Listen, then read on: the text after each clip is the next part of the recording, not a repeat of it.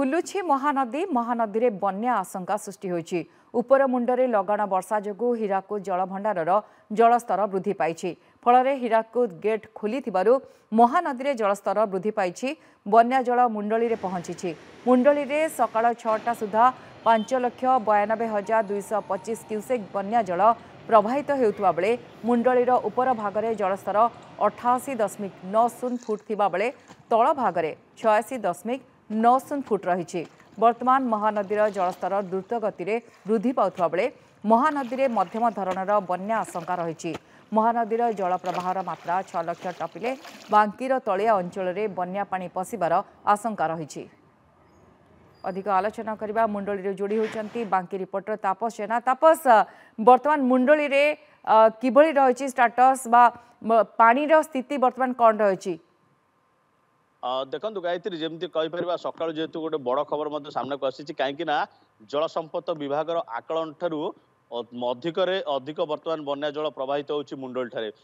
जल संपद विभाग गतकाली जहाँ सूचना देते आज संध्या सुधा 5,50,000 क्यूसेक बन्या जल मुंडली प्रवाहित हो, किंतु आज सकाळ सुधा सकाळ 6टा सुधा जहाँ सूचना रही 5,97,228 क्यूसेक बन्या जल प्रवाहित होते बेले सकाळ 7टा सुधा 5,96,950 क्यूसेक बन्या जल मुंडली ठारे प्रवाहित होती।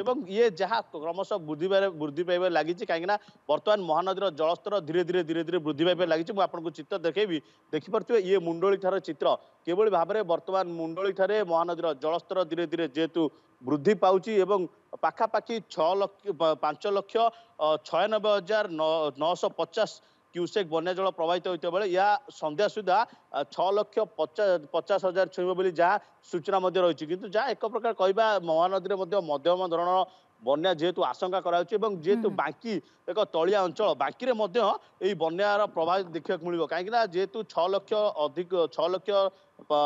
रु ऊर्ध्व बन्या जल महानदी में प्रवाहित हो से बांकीर जो तालबस्त रास्ता रही जो चाष जमी कथा कहतु हुलुहुला पोल कथा कहतु समग्र अंचल में बन्या पानी पशिबार यथेष्ट संभावना रही। कहीं आम पूर्व नजर रही 6 लाख रु ऊर्ध्व बन्या जल महानदी में प्रवाहित होले बांकीर जो तलिया अंचल रही से बन्या प्रभावित हो। अंपटे जदि कहवा बर्तमान जल संपद विभाग जमी सूचना देता कि जो 5,50,000 किंतु जेहेतु आज संध्या सुधा 6,50,000 छुईब 7 लाख हो पारे जहाँफल बांकीर जो हुलुहुला कथा कहतु सुकुआ खोला कथा कहतु सेपटे रतागड़ घोड़ाबर यही सब गाँ बाह्य दगुर विच्छिन्न होवार यथेष्ट संभावना रही। गायत्री तपस जेहेतु आगु बड़ वर्षा हो बोली कहुच्छी पाणीपाग विभाग तरफ तेणु जो तलिया अंचल लोक मैंने अच्छा गोटे पटे महानदी फुलुची किसी सतर्क सूचना जारी करा जायछि कि?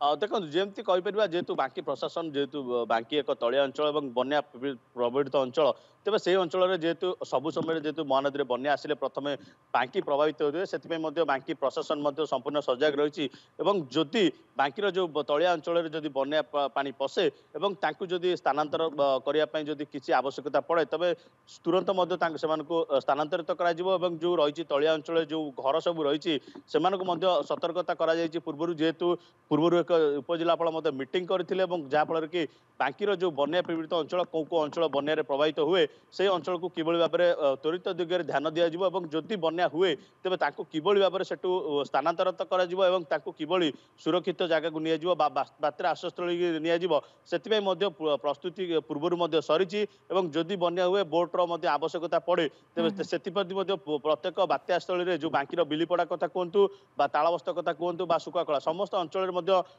बोट्र मौजूद करपटे जदि आवश्यकता पड़े स्थानांतर प्रक्रिया आरंभ हो। गायत्री बहुत बहुत धन्यवाद तापस आपण तमाम सूचना। तापस जेना बांकी रिपोर्टर ए समय अधिक अपडेट दौले।